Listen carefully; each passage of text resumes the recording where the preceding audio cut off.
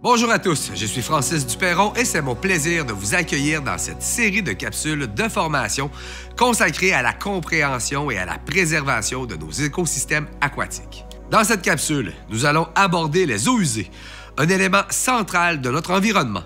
Avant d'entrer dans les détails, il est essentiel de comprendre que les eaux usées sont l'ensemble des eaux provenant des activités humaines. Puisqu'elles peuvent avoir des conséquences importantes sur l'environnement, il est essentiel de les comprendre afin de réduire leur impact. Au cours de cette capsule, nous présenterons d'abord les systèmes d'eau usée résidentiels, puis discuterons des problématiques liées aux eaux usées à la maison, puis à grande échelle.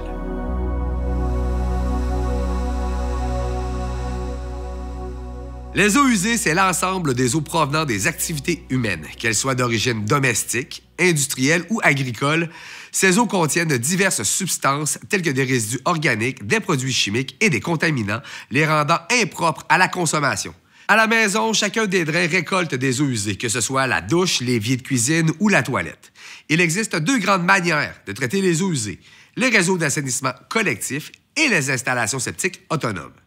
Dans les zones non desservies par les réseaux d'assainissement collectif, les installations septiques autonomes sont le principal acteur dans le traitement des eaux usées. Elles traitent les eaux usées domestiques en les séparant en couches, permettant la dégradation des matières solides et la purification de l'eau avant son rejet dans le sol. Ainsi, celles-ci permettent de traiter les eaux usées à petite échelle. Les stations d'épuration, quant à elles, sont des installations plus complexes présentes dans les zones urbaines. Elles traitent les eaux usées à grande échelle, assurant une purification efficace des eaux usées avant le rejet dans les cours d'eau. Il est essentiel de comprendre que de vivre dans un milieu urbain canalisé n'est pas la même réalité qu'habiter dans une région dotée d'un système septique. Les défis et les responsabilités diffèrent, notamment en termes de gestion des eaux usées. Dans un milieu urbain canalisé, les eaux usées sont traitées à l'échelle collective par des infrastructures municipales sophistiquées. Ces stations d'épuration ont des coûts élevés pour l'instauration, la mise en place d'objectifs de traitement, de même que l'entretien de la station et de son fonctionnement. Puisque ces coûts doivent être couverts par les municipalités, ce ne sont pas toutes les municipalités qui ont le financement nécessaire. En revanche, un quartier avec installation septique autonome dépend de solutions individuelles pour le traitement des eaux usées, ce qui peut entraîner des défis supplémentaires en termes de maintenance et de prévention de la pollution. Pour la gestion des eaux usées, les installations septiques autonomes, des fois communément appelées des faux septiques, peuvent être des moyens efficaces de traiter l'eau.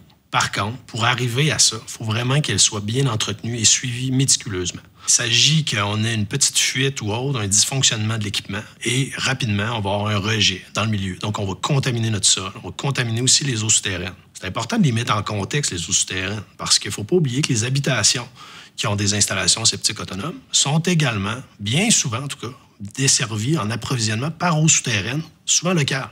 Donc, la première personne qui va être impactée lorsqu'on a une fosse septique qui fuit, par exemple, bien, ça va être le résident lui-même ou ses voisins immédiats.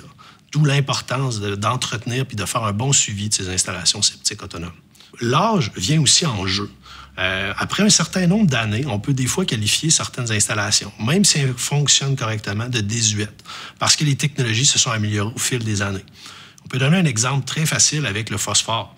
Il y a une trentaine d'années, les installations septiques ne captaient à peu près pas de phosphore dans les eaux usées.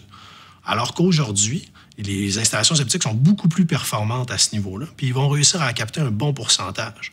Et cet élément-là est un des premiers impliqués dans le vieillissement ou l'eutrophisation des lacs. Donc, c'est important d'en rejeter le moins possible. Donc, c'est pour ça que ça va être important, après un certain nombre d'années, de faire la mise à niveau de son infrastructure. On ne se cachera pas là, que de faire ces entretiens-là, ces suivis-là, cette mise à niveau-là, ça peut être très dispendieux puis complexe pour les citoyens. Malgré tout, c'est important, mais on demande aussi aux citoyens de vérifier avec leur municipalité. On a beaucoup de municipalités qui offrent des différents types d'appuis pour leurs citoyens, pour les aider dans ces processus-là. Ça peut être des fois des appuis financiers, des appuis techniques. Donc vraiment, c'est aux citoyens de contacter leur municipalité. Il y a des bons programmes qui peuvent les aider dans ce processus-là. Les produits domestiques que nous utilisons au quotidien, tels que les détergents, les produits de nettoyage et les cosmétiques, peuvent contenir des substances chimiques néfastes. Des produits chimiques sont présents dans des substances qu'on ne suspecterait pas, allant même jusqu'au maquillage. Lorsqu'ils sont évacués dans les égouts, ces produits peuvent contribuer à la pollution de l'eau, mettant en danger la qualité des ressources aquatiques. Le rejet dans les eaux usées de médicaments n'étant pas entièrement assimilé par le corps humain peut également avoir des conséquences graves sur l'écosystème aquatique. Les substances pharmaceutiques peuvent perturber la faune aquatique et avoir des effets nocifs sur la santé humaine. Par exemple, la prise d'anovulants, la fameuse pilule contraceptive chez la femme, laisse des traces de ce médicament dans l'urine. Ainsi, lorsque la femme urine, l'eau passe dans le système de traitement des eaux avant d'être renvoyée au cours d'eau. Malheureusement, ce ne sont pas tous les traitements des eaux usées actuels qui peuvent entièrement éliminer ces résidus de médication. Plusieurs cours d'eau au Québec, dont le fleuve Saint-Laurent, contiennent donc des concentrations importantes d'estrogène. Les poissons ayant plus de récepteurs d'estrogène que les humains, ils y sont très sensibles et on peut observer des changements importants dans leur comportement. Il peut même féminiser anatomiquement les mâles. Alors imaginez les effets des drogues, des antidépresseurs et de toutes les autres médications qui sont rejetées dans nos cours d'eau. En effet, les usines de traitement des eaux usées ne sont pas présentement adaptées pour traiter ces contaminants qui se retrouvent en grande quantité dans nos eaux usées. Ainsi, ces composés chimiques se retrouvent dans les cours d'eau et peuvent entraîner des altérations graves dans les écosystèmes aquatiques. Ces impacts comprennent notamment la toxicité directe, l'altération de la qualité de l'eau, l'accumulation dans la chaîne alimentaire, la modification de l'habitat et la résistance aux antibiotiques. Les contaminants peuvent avoir plusieurs impacts sur les milieux naturels. Le premier est relativement simple, c'est la toxicité directe. Donc, un produit chimique, un pesticide, un produit pharmaceutique se ramasse dans le milieu naturel. Et ça va créer directement chez les populations animales des troubles métaboliques, des malformations. Des fois, ça peut être la mort, bien sûr, ou encore des fois des résistances aux maladies qui vont affaiblir ces populations-là. Le deuxième, c'est l'altération de la qualité de l'eau. Donc, les contaminants vont venir modifier la composition chimique de l'eau. Ça va venir affecter les organismes dans leur alimentation, dans leur reproduction, même pour leur survie. On rentre également là-dedans tous les contaminants qui viennent modifier le pH, qui va rendre le milieu moins favorable pour certaines espèces. Le troisième, c'est l'accumulation dans la chaîne alimentaire. Donc, les contaminants vont venir s'accumuler dans les tissus des organismes. Généralement, ça se peut que ça ne leur cause pas vraiment de problème. Donc, si on peut donner un exemple avec la chaîne alimentaire, là, si on a un zooplancton, le métaux lourd s'accumule dans ses tissus, ça ne lui crée pas de problème. Lui, ensuite, il est consommé, par exemple, par une perche chaude. Ça ne lui crée pas de problème. Elle accumule encore plus de ce contaminant-là. Mais par contre, des fois, ça va être au bout de la chaîne alimentaire qu'on va avoir un impact. Je ne sais pas, le héron, la loutre ou le huard. Mais là, ça peut leur causer vraiment une intoxication.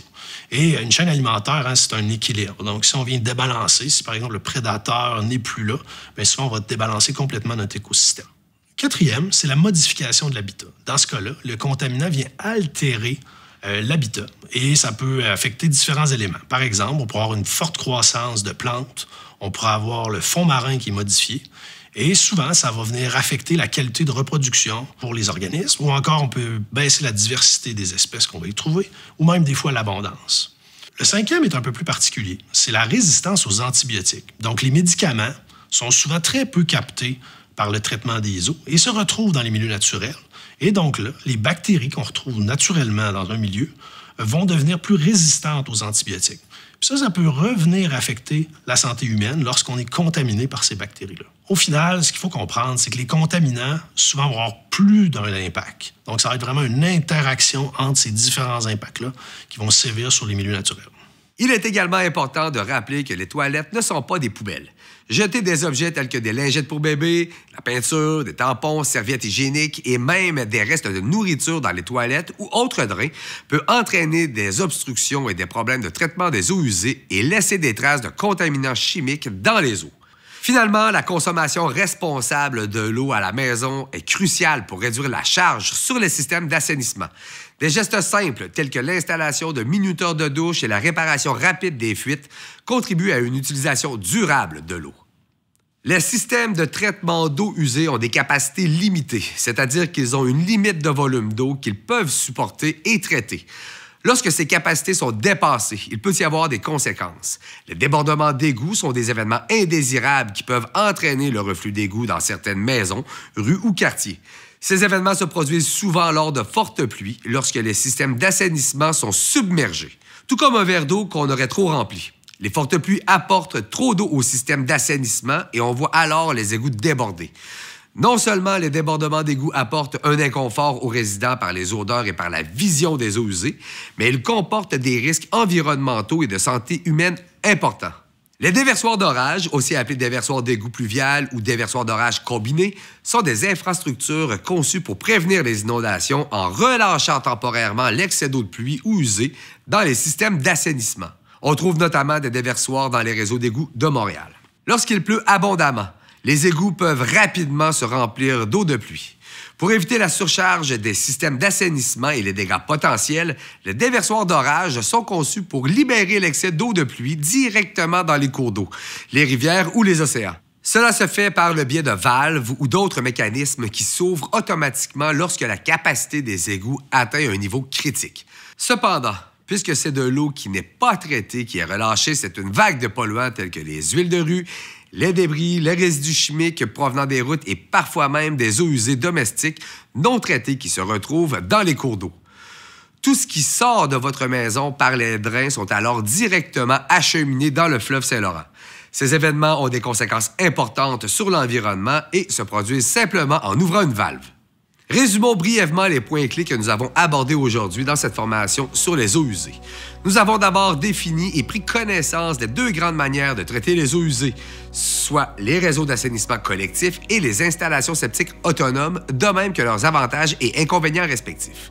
Puis nous avons été sensibilisés sur les gestes à poser à la maison et à grande échelle qui aggravent les conséquences liées aux eaux usées. La préservation de nos ressources aquatiques est une responsabilité partagée. En tant que citoyens, nous avons le pouvoir d'adopter des pratiques durables au quotidien, que ce soit en réduisant notre empreinte écologique, en participant à des programmes de préservation ou en soutenant des initiatives locales.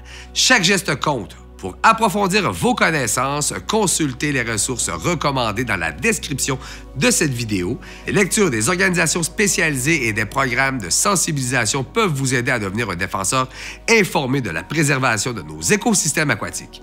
Merci encore de nous avoir rejoints dans cette aventure formative. Restez engagés, continuez à apprendre et prenons soin de notre environnement précieux.